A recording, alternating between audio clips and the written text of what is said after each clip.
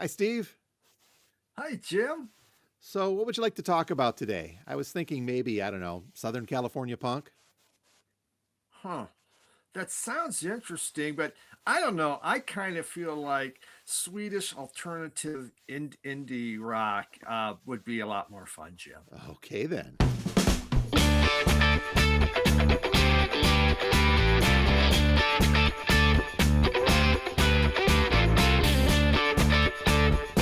And welcome once again to Two Guys Talking About Records, a vinyl community podcast where each week we two guys over here get together and talk about records. We've got a guest today that we'll get to in just a couple of moments. But my name is Jim, and I own a record store.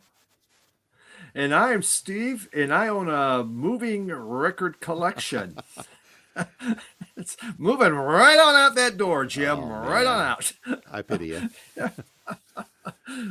But I am so excited today because one of my favorite artists is going to be on this show. That I absolutely love this guy's music, and out of Sweden from California, because that's just how you do things, David Pedroza from First Boy on the Moon, who super excited to have you on, David. Great. I'm excited to be here. Thank you guys for having me. So we teased a little bit, and we'll get to this in our talk today about that movement from Southern California punk to Sweden and indie rock alternatives / lots of stuff is so cool though. So looking forward to chatting with you about this and your brand new album that just came out. Great. Yeah, I'm looking forward to talking about it. Hey, check it out. called There it Demon. is. So we'll get to all of that in just a couple of moments with David from First Boy on the Moon. But you know what, Steve, before we do that, we do need to get through some pickups. I've got a few things here today to show off.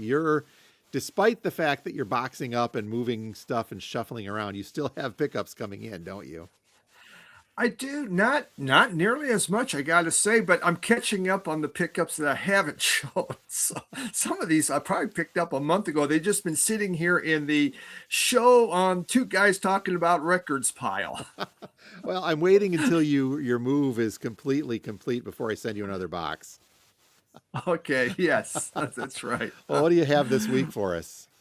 All right, so I was packing up my jazz, and I'm going through my Miles Davis, and I said, I don't have a MoFi of Milestones.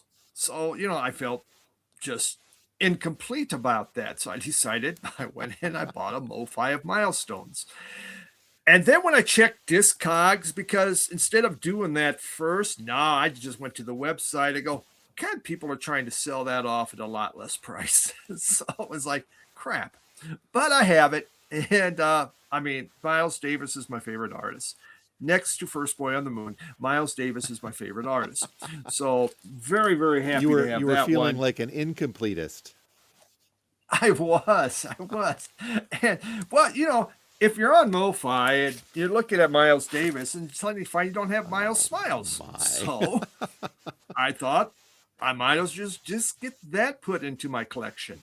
And of course, went on to Discogs and go, oh man, they're selling that for a lot cheaper. People are they're dumping their MoFis. So crap. But oh well, it's a near mint.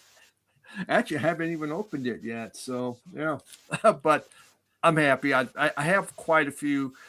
When it comes to MoFi, Miles Davis is my number one MoFi by far. I have quite a few of his. I try to get them all. I have a feeling that I'm going to look at Discogs. I have a feeling we're going to have a high fidelity episode coming up in the near future. I think we should, Jim, and we will. All right. Then it was time for Fuzz Club Record of the Month to come in. So what did they send this time? David, Fuzz Club sends crap that we can't, I don't know, genre defining. I don't get it, but this was really good. It's called Magic Castles, and it's called Realize. Pretty solid artwork, but the vinyl, look at this thing. Oh, very Isn't cool. that special? For those of you listening, take awesome. our word. It's very cool. Yes, that's a good point. Yeah, sorry, Spotify. But it does say on here, they're back with their new album. Okay, it's Lush psych rock. So not just psych rock, it's lush. They're from Minneapolis, and it blends late 60s folk rock warmth with shoegaze shimmer. Okay. All right. I like that. But I would say I think that's pretty, about right. They utilize a array of vintage amps, guitars, and organs, and has 9 dreamlike melody-led trips that unfold in waves. So, yeah, there we go. All right. It's very good. It's probably the best fuzz club I've had this year so far. Magic Castles Realized. I've been enjoying that a lot. And the final one I picked up at one of the record stores I went to. Buddy Guys and Junior Wells plays the blues. Oh, cool. Oh, yeah. Anytime we get some Buddy Guy, it's really nice. Original inner sleeve. There we go. Buddy Guy's touring again, Jim. We tried to see him a couple years ago. I remember that. He's in his 90, what now? 90 something.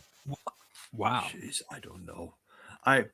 I'm going to try to buy tickets and hope he doesn't get sick again. If he does, well, then I'll just take the blame for the whole thing. Okay. Last time Steve bought tickets to Buddy Guy right before he got sick, and they thought that was it. But he pulled through and said, I'm back on the road.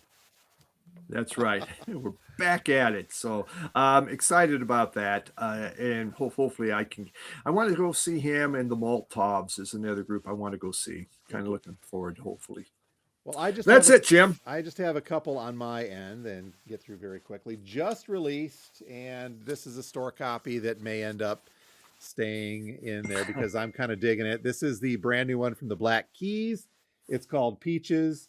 This is the indie exclusive version on bone white vinyl. So it comes through. We're looking pretty cool. What's neat about this, Steve, and this goes back to our arguments before about do you keep hype stickers or not. This has got 3 hype stickers on the front here. One just says featuring the region. I get a kick out of this.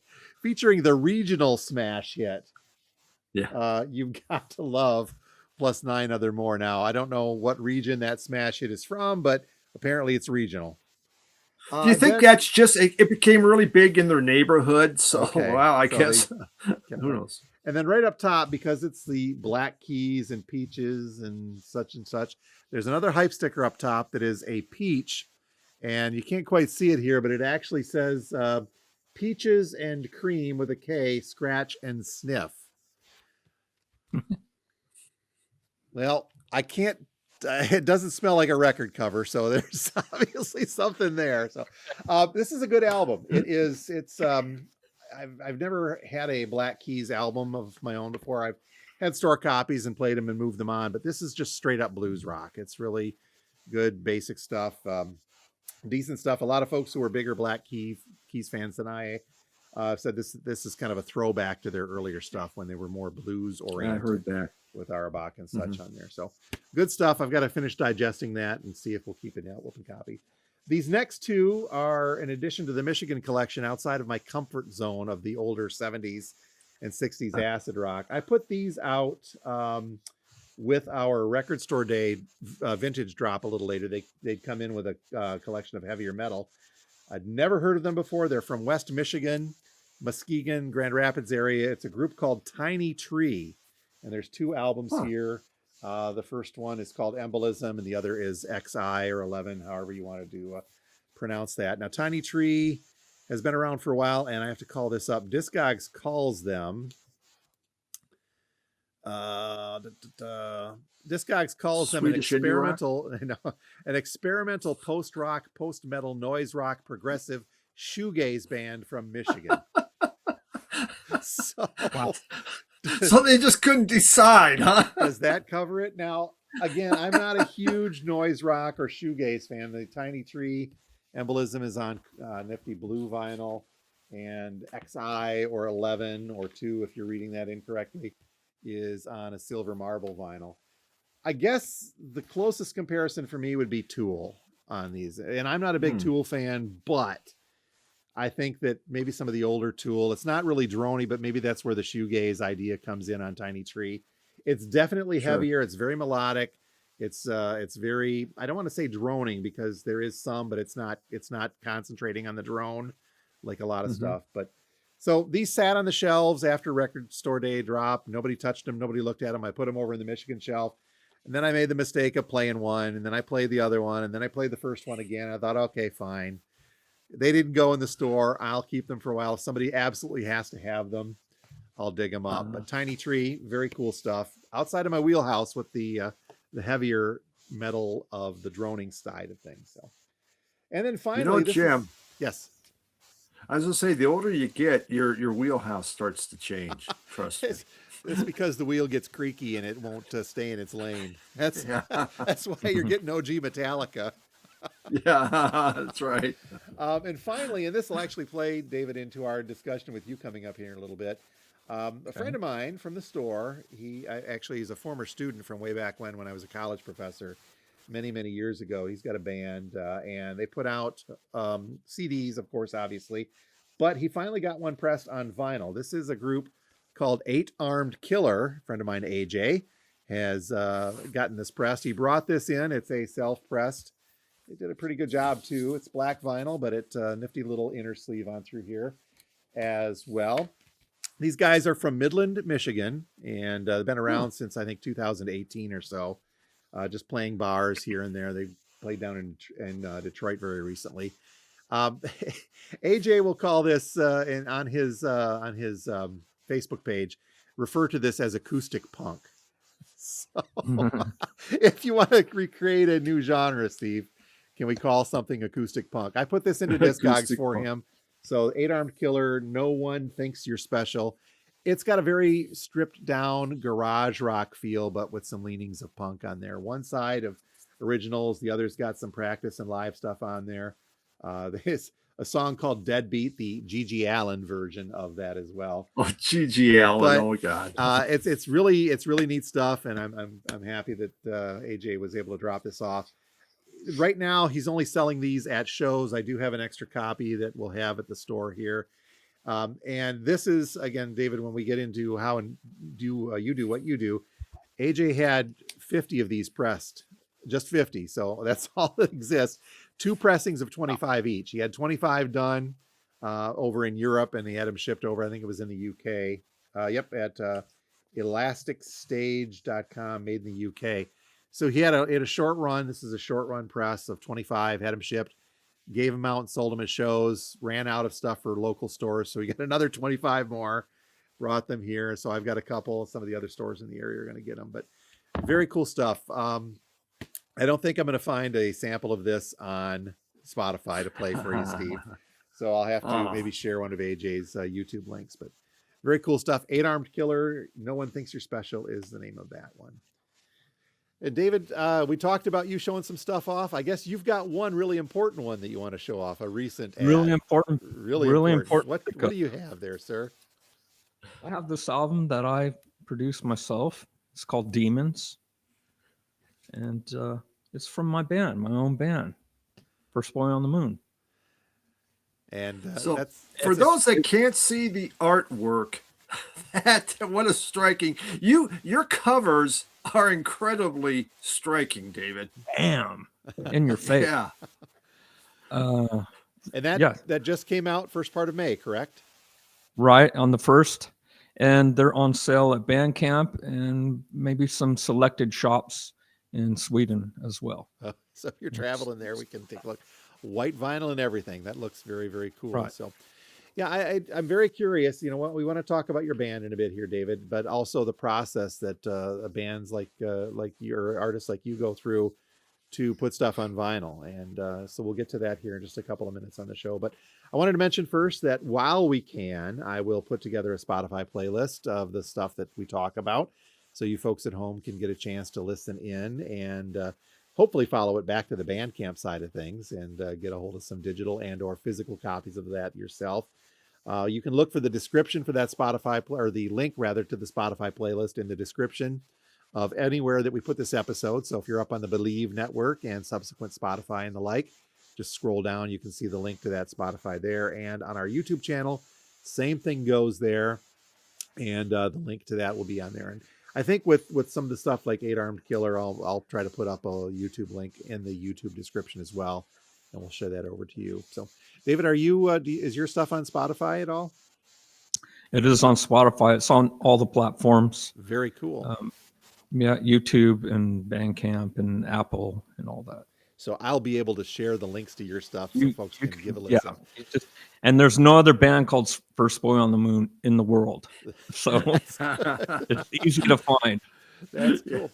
Well, David, again, thank you so much for joining us today. It's always a treat to have someone that creates the music come on that Steve and I talk about. You know, we're on the other end of that spectrum where you're a collector and I'm a store owner, and we like to have this stuff out there, and we like to bring in, I do at least like to bring in local acts from the Midland, Michigan area.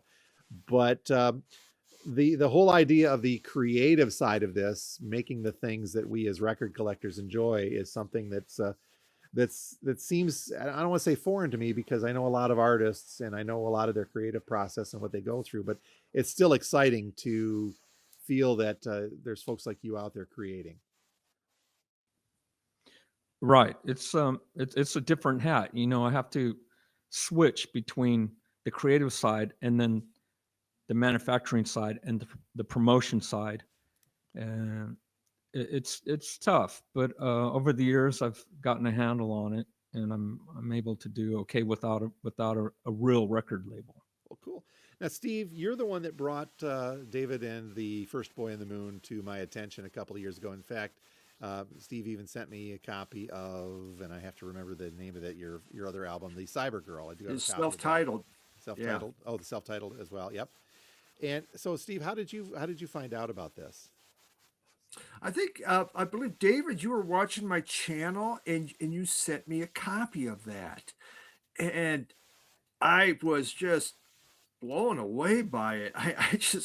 It was one of those albums that caught my attention right away, and I go, gosh darn, this thing's packed with hooks. And still the song First Boy on the Moon, that actual song is one of my favorite songs of all time, because I mean it's meaningful. I have a couple grandkids now, and Dave, when I listen to that and you're talking to your son in that song and just saying everything's going to be all right, I mean, gosh darn, that song makes me emotional. Absolutely emotional. Cool. It's just powerful, but it sounds so good. So yeah, I got that, and I was trying to find places to promote this and to help David kind of promote it. I sent it to some other VC members, but for me it was just an extremely I mean it just blew me away, and I've always kept it posted on my back shelf, always, because it's just I put my best albums out there, and honestly, that is one of my all-time favorite albums. But this new one, you got some good tunes. I tracked through them, man. Right There's some good stuff on there. Thanks, Steve. Thanks. Yeah, the I don't know if Jim knows the story of the First Boy on the Moon. The band name came from the song. I'd written a bunch of songs in 2019. I'd finished. And I was sitting with some buddies of mine here in the studio in Malmo in Sweden. And I'm like, what's a cool name for a band? We're going through, and one guy said, well, just use that. And I'm like, well, it's kind of long. I don't know. I'll try it. And I tried it, and people liked it. So I released the album as First Boy on the Moon after the song. And by the way, that song, First Boy on the Moon, was written for my son, Nico, years ago. When he was having his first days in preschool, he hated it. He did not want to be there. He would come home crying. And so I felt so bad. And it inspired me to write the song to tell him, it's going to be okay. We're here for you. Don't worry. You'll get through this. And it just happens to be that the people like that song and they connect with it like Steve does. So, and that started this whole band project, First Boy on the Moon. Now, that one song. As we mentioned at the top of the show, you hail from Southern California, correct? Born and raised in Orange County, California. And you were in a punk band and then made the move to Sweden. Right. I'd been in many bands for a long time, since I was in junior high school. And one band was called the Put-Ons, and we released vinyl, a few releases. The Put-Ons ended, and I continued working as a graphic designer. I've been an art director most of my life. That's what I went to school for. And I just got burned out and wanted to try something different. So I moved to Berlin, Germany in 2006. And then I wanted to work music full time, playing cover gigs. And I got this work on the cruise ships, sitting in this bar stool in the pub area of the cruise ship, playing Knocking on Heaven's Door, Sweet Home Alabama. I did that for years, and then I met my wife in Sweden, and I moved here, and we have our family, and now I'm just working on originals, and I'm a stay-at-home dad, a rock and roll dad. That is so cool. Congratulations on that.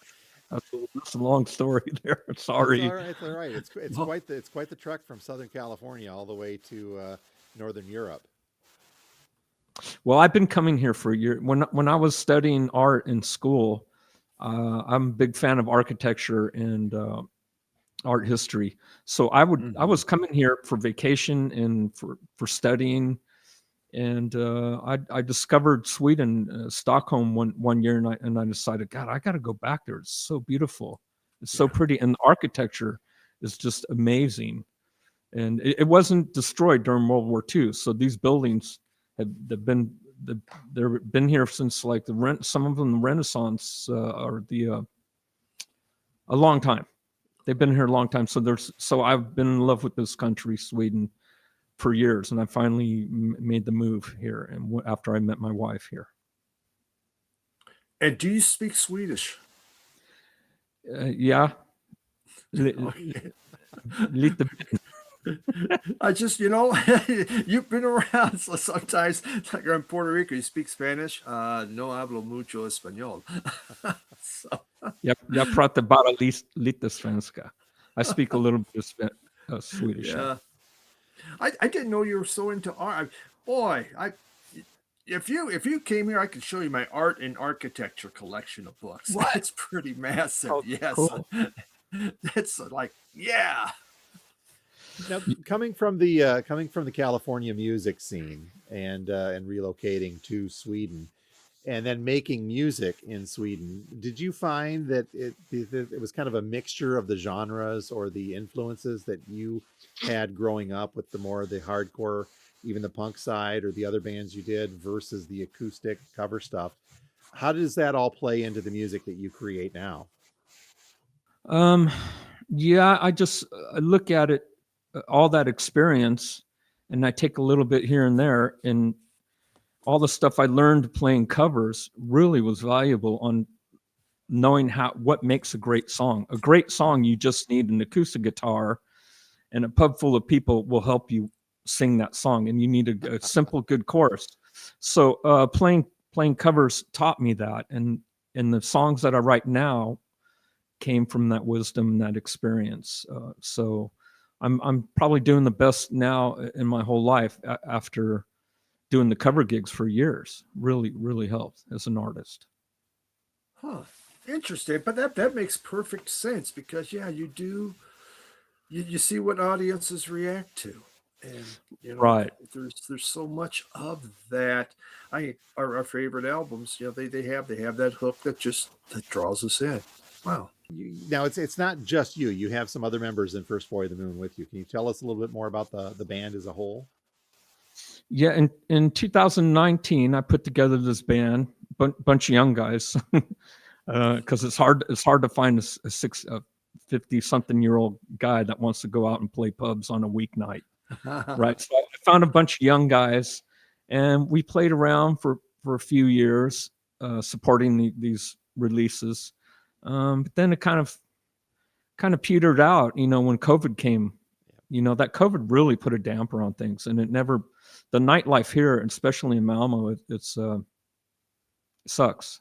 So I haven't been playing live so much. I've just been writing songs, and the guys that I have here, my Swedish musician guys, are very talented, but they're young, they're green, and they just don't record as well as the older guys in LA, my friends that I grew up with that are like our age, from our generation. So, yeah. Yeah. Now you play quite a few of the instruments also, don't you, when you're recording, or is it a live? I mean, do you? My demos are I'm doing everything, and even some of the drums, or I'll Okay. use a drum sample, a drum machine, and then I send it out to the guys. I used to have when I first started the band, I'd have my young guys here record. We'd go to a studio, for example. We'd all work together, but then I'd be telling them like, "No, we'll do it like this," and I'd be like, it's easier just to do it myself, you know. So I'll make the demos, and then I'll send them out to the professional musicians. And yeah, I do play drums, bass, guitar, a little bit of keyboards. Yeah. But for the specialized stuff, I send it to a really good drummer or a really good keyboard player. So you are And essentially First Boy on the Moon is what we're saying through there, but then the it started as a band, and over a few years, it turned in just me. Okay. And if I were to do a gig, I would call up my guys in town here, and we'd start rehearsals. But we just I've been busy writing songs and recording. I haven't played any gigs, and playing gigs here it sucks anyway. It's not that fun. It's not like playing in L.A. or Berlin or New York or something where there's a bunch of people really passionate and you get a good Sure. crowd. Here, they're and especially the younger generation, I think they'd rather sit on the couch and surf their phones than go out. You know, so Mm, Too bad. yeah. Now, where do you draw from musically? We talked about the lyrics and how you got the handle on what makes a good song and what makes that work.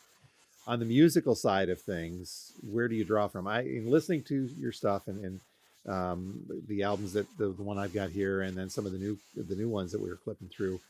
I and I hope this isn't offensive. I take a lot of flavoring of '80s alternative through some of this stuff. Is that kind of where you draw some of that, or am I off base? no, you're right on base.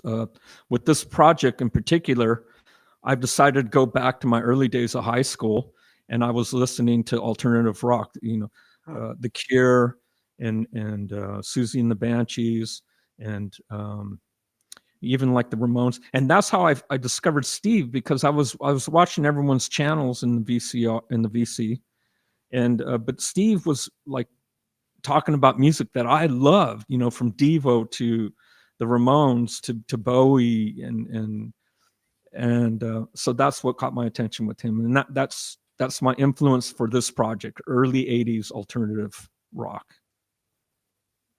for First But Boy there on the Moon. is just some real. I mean, just the very first song, Port of Fire. That is a rocker. I mean, that intro to that song just it grabs you, and I mean, it fierce song. Really like that. I thought it was probably one of the harder songs that you've made. Quite honestly, I good intro. And Portifier, the drums on that is played by Phil Monterano. He's a buddy of mine from high school, and he was teaching drum classes in the 80s, and then he went on to Musicians Institute in LA, and he was a teacher there, and now he travels around the world doing these special seminars. So he just he just like hit it right on the dot with the drum beat, and the guy is so amazingly talented. I was lucky to get a hold of him and get him to play on this album. Yeah. That's what I'm saying about the young guys. I mean, they're cool, they're talented, but they just don't have this experience like Phil has that's from our generation, you know. And Mhm. that has something to say, you know, when you've been playing an instrument for 30 or 40 years, you just can't compete when you're, you know, a 21-year-old guy, you know. Well, I think there's also something to be said about the inspirational tunes that are behind a lot of what you're leading to. And you know, we've talked before. Steve and I even did that little countdown thing a while ago, where I think, if I recall, Steve, the '80s music was the best decade for music that popped out there, according Yeah. to our Yeah. viewers and listeners. But that it's such a special era for music that sticks with people, and I can feel that coming through in the work that you're doing too. And yeah, you said the younger guys don't quite have the experience on that too, but they also don't have that ingrained just Uh-huh. the muscle memory of listening to the Cure like I do. I'll hear a Cure song come on, I'm immediately thrown back to my college radio days. On the way in today, my iPhones went past the jam, and I'm listening to the jam on the way in. So that immediately brings back that kind of a memory. And listening to your new stuff, especially this project, it brings back that kind of feeling and the memories of that just great '80s music, I think. It's amazing that the early '80s, the music that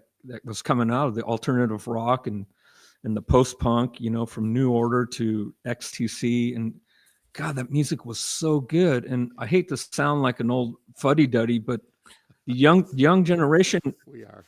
or just doesn't seem like they can compete with that. It was a special time. There was it was just after punk rock, and it was a whole creative process. It was a revolution, and that was great. I love the early '80s stuff, the alternative rock. Yeah, totally agree. The '80s music blew up and went into so many different directions. I mean, there's always been a number of genres, but '80s, everyone began, let's try this. We want to be different. And I mean, it was amazing. And, Jim and I both were heavy into the college rock scene that was going on, because it was just great new stuff. But, from dance to easy, whatever, it was exciting time. Yeah. Jim, what were you listening to in the early '80s? Well, this is the transformative. Early '80s. It was Rush and Def Leppard, AC/DC, and the heavier hard rock sounds, Van Halen and the like. Then I went to college in '85, and I started I worked at the college radio station, and all of a sudden, I'm reaching for the hard rock, and some of the guys that have been in the station for a year or so said, no. Listen to this. This is REM. Check these guys out. Here's the Clash. Let's listen to. And I was blown away. Steve has gotten me to refer to this now as jangle pop, but it will always be college radio music to me. So, it's REM, The Call, The Alarm, all of those the great bands. A lot of the Georgia bands come through, the B-52s on the other side. Then, of course, I discovered the Dead Milkmen a little bit later, and the fun punk side of things. They Might Be Giants kick in there in the later '80s as well, and I'm still a fan, and I've got their latest album here. So, that's the kind of stuff that I gravitated toward. But now here in the record store, I have a lot of this stuff at my fingertips, and I find myself bouncing back and forth constantly. Yes, I do love that '70s Michigan acid rock sound from the Stooges, and I like even the Seeger stuff going into there, but I find myself enjoying new stuff from the likes of Wet Leg. And Steve, we have to talk about Angine de Poitin eventually here. This is the French-Canadian group that's coming out. I'm working on something for that with you. But David, I still will gravitate toward back to that early '80s. And I will throw on an AC/DC Back in Black just as easily as I'll throw on an REM Document. And so I bounce in that era, I guess. Hey, I agree. On early '80s, of course, was making great music, but I was also listening to Rush, AC/DC, Highway to Hell was one of my favorite albums. But then when those bands started coming over from Great Britain, it was just a breath of fresh air and very inspirational. But don't get me wrong, Rush are great, AC/DC, Aerosmith. I loved all that stuff. But it's just that something happened in the early '80s. I was ready for a change. Yep. Yeah. I'm right there with you. In fact, we did the episode on the '80s and the Stuck in the '80s podcast too as well. So maybe we still are stuck, Steve. Yeah. So David, go ahead, Steve. No, go. Well, I just had to ask you because I won't sleep tonight until I know about this on your new album, Himmelstrasse. And I could be saying that completely wrong. What, and there's I mean, I'm trying to figure this one out, put it in a box, send to heaven. It's kind of your ballad on there. I would have to say it slows down. What in the heck are you? What's it about? I just. It's my It's my fake out ballad. It's an anti ballad. Himmelstrasse is the way you pronounce it. It's a German word, Himmelstrasse. It means heaven street or road to heaven. And, I got tired of people saying, well, this is pop. Pop is kind of like wimpy and kind of boring. So, okay, you want pop? Here's Himmelstraße, and that was what the Nazi guards put the sign above the gas chambers. They put the Oh, sign and said, Himmelstraße, here's your road to heaven. So you want a pop song? Here's a song about murder. Take that. oh. Boy, I had that one over. I thought maybe your pet died. That's That funny. one. I like that. I'm going to use that. Like our hamster died a couple years ago, and we had to go like get rid of it. I'll just say, oh yeah, that's about our pet hamster. Yeah. So then It's still Angel. You're tying in coming right off the AC/DC Highway to Hell as well, by the way. Right. Oh, Sorry, guys. I I don't feel mean to much sound better so now. gloomy. Not Yeah. not at all. Any, Well, let's talk a little bit more about this new album and let's go back first though. The creative process is that you're making this music, you're producing the music, you're having some folks come in, getting that out. You utilize primarily Bandcamp as your launch pad for the music to get out quickly and easily. Let's talk a little bit about that because Steve brings up Bandcamp. I've bought some stuff off of Bandcamp from groups before. Steve, you do that a lot. Is that a good method for artists like you to be able to get their work out, to get your work out to the masses? I love Bandcamp. It's working great, and it's a revolution in itself because we can connect with the fans like we never have before ever. In the old days, if you had a distributor or a record label, or even if you're doing consignments, you just go to the record shop and you leave your albums there and you take off. Bandcamp, the people are emailing you. You can send them messages. It's great. It's been working great for the last few years. And before I was doing consignments and doing a little bit of distribution stuff, but now for this release, it's all Bandcamp, and that keeps me plenty busy. And people are getting more used to buying that way. Since the last few years, everyone's online buying stuff, and this goes the same thing for records, for new music. So Bandcamp rocks. Now I've got your Bandcamp page called up here for those that are watching the podcast today, so folks can just go directly to that. But Bandcamp is also something that's a little more artist friendly than other traditional streaming services. Is that correct? Yeah, it was started by musician guys, so it's really got the whole musician side in mind. And you can stream, you can buy merch, you can donate money, you can have release parties where you invite your fans to. Yeah, it's great. It's just you can do so much with it, and more people are getting used to that, and the payment system works well, and everything's good. I'm all for Bandcamp, and yeah. I find a lot of new artists on band. I mean, it's big, it's wide. So sometimes I go in and go, oh my God, I don't even know exactly what I'm looking for. But I keep experimenting and finding things. Also, oftentimes on YouTube, these videos pop up. Like you've been putting these videos out there. So I get that from a band to go, okay, where can I find this music? Go to Bandcamp. There it is. And okay, I'll pick that up. But it helps me kind of keep up with what's new out there. I mean, instead of going by an Allman Brothers album, from way back when, what is new and exciting that is happening? And, don't matter how old you are, there's so much great new music, but people don't know about it. And, Bandcamp is a way to find it.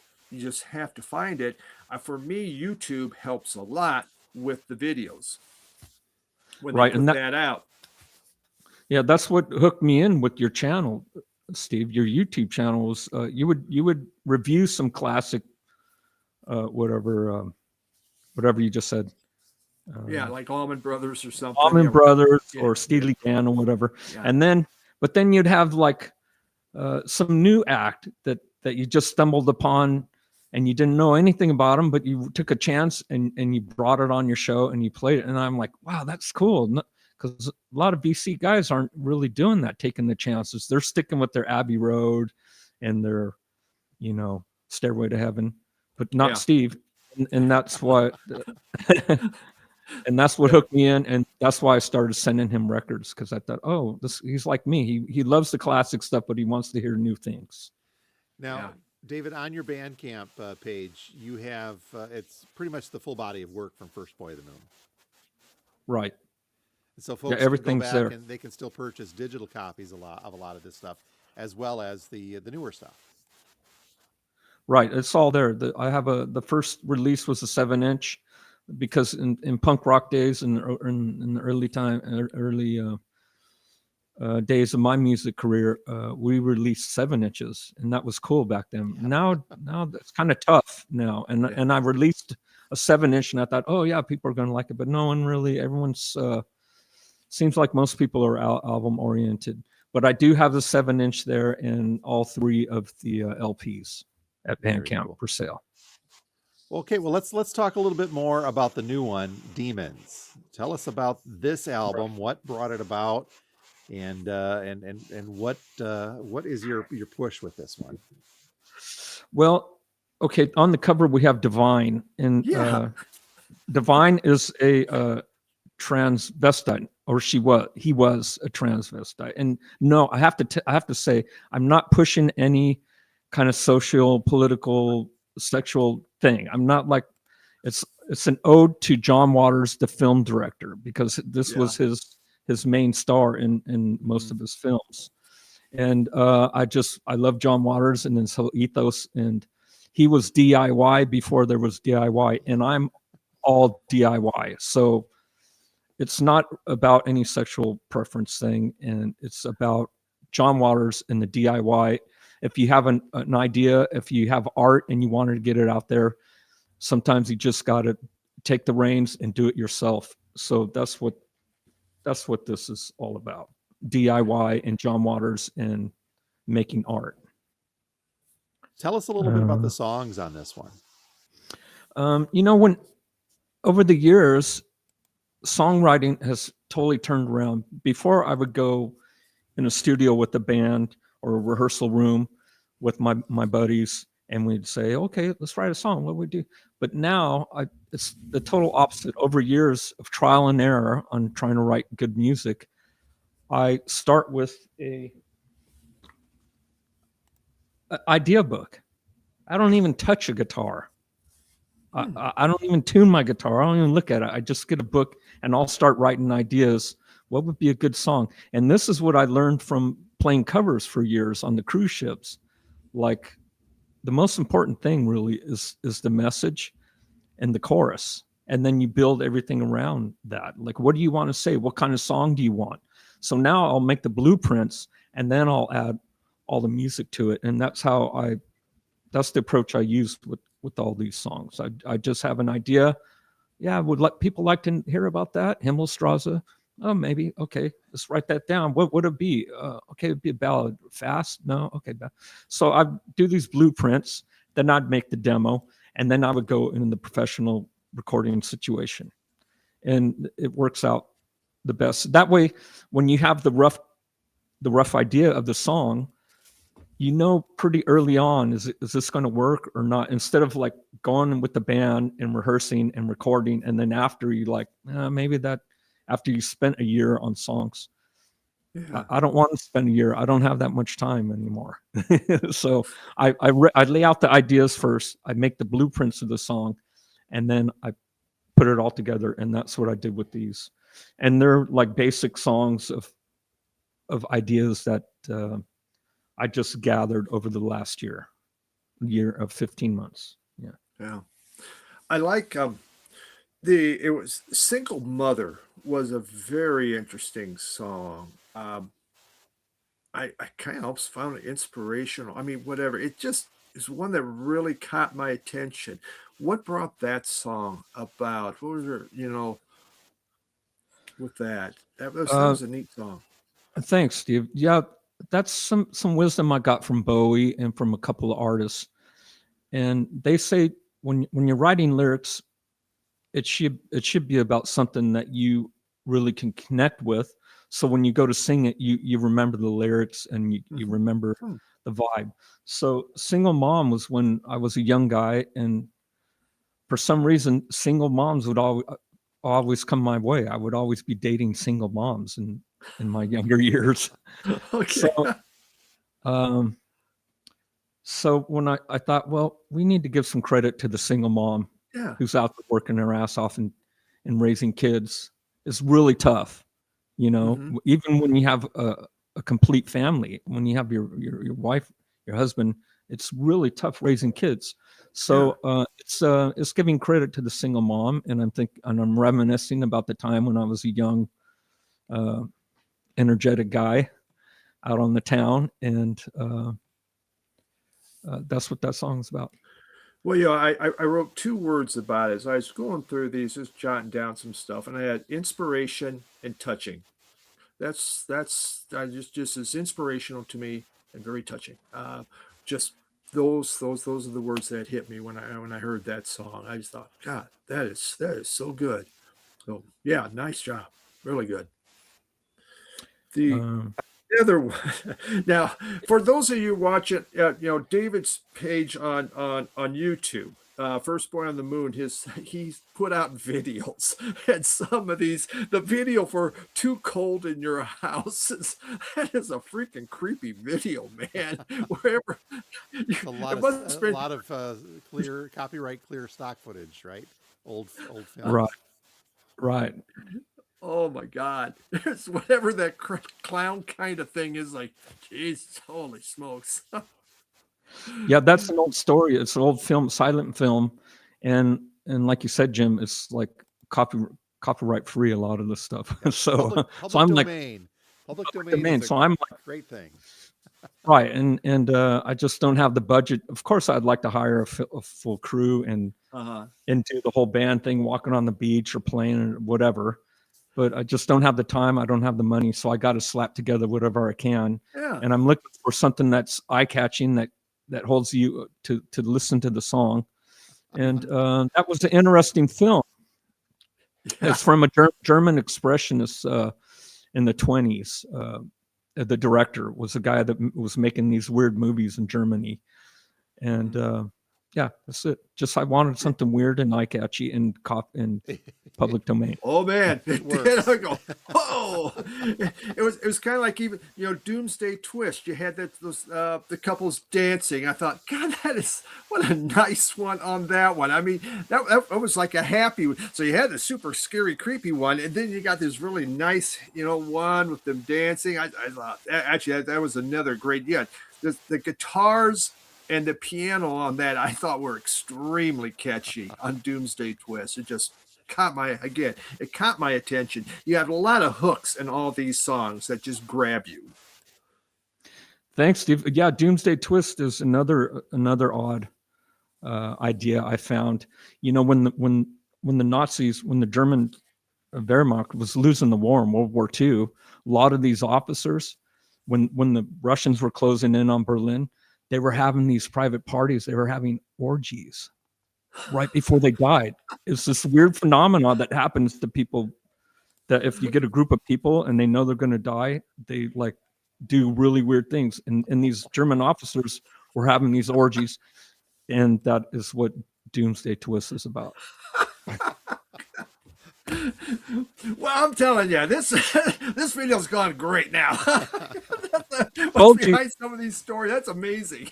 I told you. People keep saying, "Oh, it's pop music." Yeah, we'll take that. Well, Oh, David, if we could, let's move toward the vinyl side of things. We talked about BandCamp and how important that is for getting your music out there. But this is a podcast about two guys talking about records, and that's what Steve was drawn first, is when you guys hooked up and he got that first vinyl from you as well. Tell us a little bit about the process that indie artists go through to press. I mean, why, first off, with it being so readily available through the likes of Bandcamp and streaming, why is it important for you to put it on vinyl? And then secondly, how difficult does that get to put something on vinyl these days? It's important because vinyl just sounds great, and people say this often, it's tangible, and you have it, you own it, you buy it. You don't have to pay Spotify. You don't have to pay a monthly payment to hear it. Um, and it's I don't, what was the other part of the question? Just how difficult, what's the process, I guess, to go through once you've got that done? I know that sometimes there's a little bit of a different mastering process that needs to be done to make something sound a little bit different or better on vinyl than it would be just to set up for streaming, for example. So you do that, but then you've got to find a pressing plant, and you've got to make all these other physical decisions that go into the cover and the inner sleeve, and from there. But you don't have to worry too much about distribution. You're handling that yourself and through BandCamp. But the actual physical process of creating the vinyl product, you have to go through a smaller press. Right. It's more tough than the CD days or the streaming days, because the process is complex and there's all these variations. The sound can change, so you got to keep an eye on it. And the other pitfall is that it's so expensive to make vinyl. But fortunately, vinyl collectors, they understand that, they appreciate it, and they don't mind paying $30 for some quality music. Yeah, it's tough. To learn it is. I've been doing this since the '80s, releasing vinyl. I've got a pretty good grip on how it should be mastered. And yeah, Typically, how big are the runs, your pressing runs for your albums? And for this new one, what did you end up putting out? mine are 300 to sometimes they're 330 or 350, but roughly around 300. When there's overruns, I pay for them. I take them. Lot. You don't have to. If you say I want 300, they'll give you 300. And overruns, because that thing's, it's cranking out. You can't get it exactly. It's so. Yeah, that's what I do, about 300, and hopefully I can sell all three. Sometimes I get close, but and that's another thing. I'm trying to write the music and produce it, and then I got to do this manufacturing and marketing side. So it's Somebody just told you it'd be a lot of work too, right? It's supposed to be fun. God, it's supposed to be fun. I thought I could just strum my guitar and record, and it's done. No. Um, How hard is the marketing? I mean, to do. I mean, there's so many different to get your name out there. How difficult is that, especially for artists that are trying to get known more. I mean, yeah, it's tough, especially if you're like me. I'm a musical introvert. When I go into the studio, I'm not online, and I'm not doing any marketing stuff for a year. So, mhm. and nowadays social media is so important. It's it's tough for me to get it out there uh, to the people, but I'm trying, and I have to learn this whole process all over again. The whole marketing thing. It's tough, but But I think, there. once you get some VC channels, especially talking about that, the mayor himself there creates a buzz, and Steve has been, I think, solely responsible. I joke, for the Zamrock resurgence across the vinyl community. But I would imagine that getting that word out and having folks, the word of mouth, I guess, is what I'm trying to get to. This is cool. You should listen to this. And there's a lot of VC peer pressure that goes on for stuff like that. Yeah, I'm so grateful for the VC, because I don't have the budget to pay to put ads in magazines or online. So it's all word of mouth. Everything. I've never bought one ad or anything. So the VC guys, I'm so grateful, and they've been pretty open to helping independent artists and listening to music and giving it a try and reviewing it. And that's my marketing right there. That's all. That's all. It's a Yeah. VC on YouTube Well, is how I get the word out. Huh? yeah, it's as a collector, we go our whole lives. We wouldn't know a musician. Things have changed now where, yes, through like Bandcamp, and that's something we can come in contact with them. You can have conversations with musicians. And so on our end, it becomes something extra special. It's like, wow, this is really, really neat. Then you go, guess what, family? Guess what I just talked to? You get excited about it because it's something that hasn't happened. And my family goes, wow, Dad, that's great, Dad. They're like, okay. I don't know. You're supposed to enthusiasm. What the hell? But Uh, yeah. I bought an album from a group, and they have thing comments. Just, can you autograph it? Comes in, it's all autographed. Go, wow, this is awesome. Yeah, I got to say that without the vinyl community, this I wouldn't have gone this far.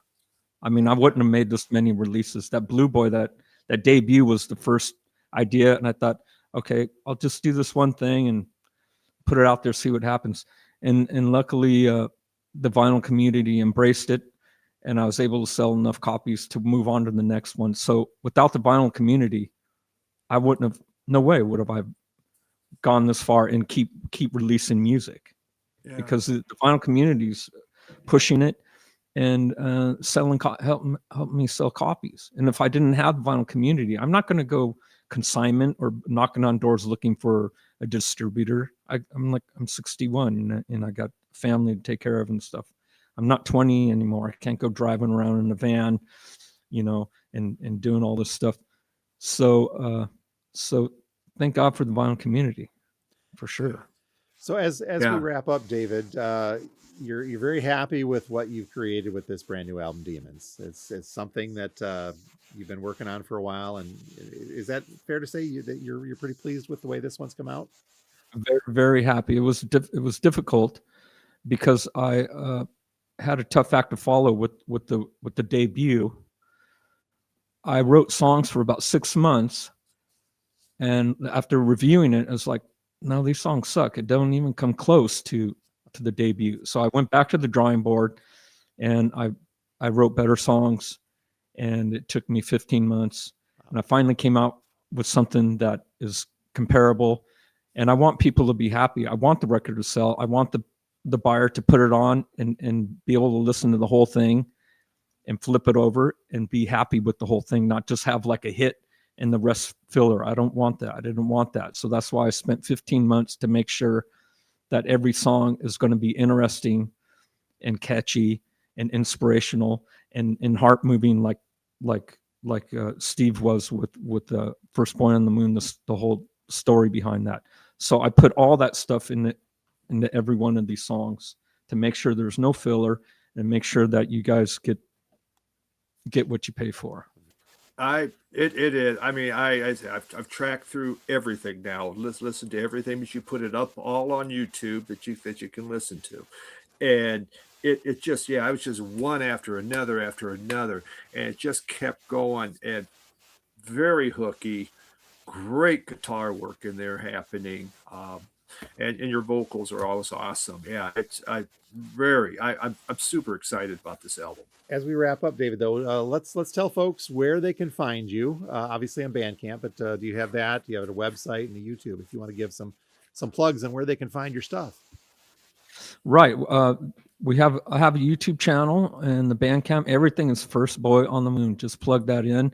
Spotify, Apple. Yeah.